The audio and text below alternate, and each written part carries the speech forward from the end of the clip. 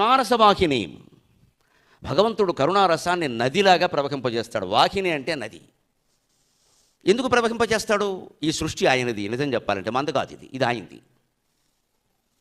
అంతేకాదు, ఈ సృష్టిలో బాధలు పడుతున్నవాడు ఆయనే, బాధలు పెట్టేవాడు ఆయనే. గ్రహించడం కష్టం, కానీ సకల గ్రంథాలు చెప్పిన విషయం ఇదే. బాధ్య బాధకతాం గత అంది భాగవతం చాలా స్పష్టంగా. స్వమాయాగుణమావిశ్య బాధ్య బాధకతాం గత.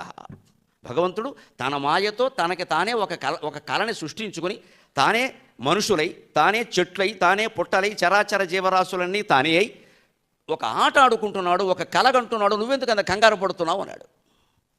ఈ రహస్యాన్ని అర్థం చేసుకోవడం చాలా కష్టం కావడం వల్ల, అర్థం చేసుకోవడం మనకి ఇష్టం కూడా లేకపోవడం వల్ల ఆందోళనకి లోనవుతున్నాం.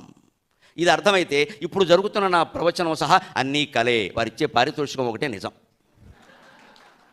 అది సరదాకి, నిజానికి అది కలే. ఏం చేసుకుంటామండి కోట్లు సంపాదించి?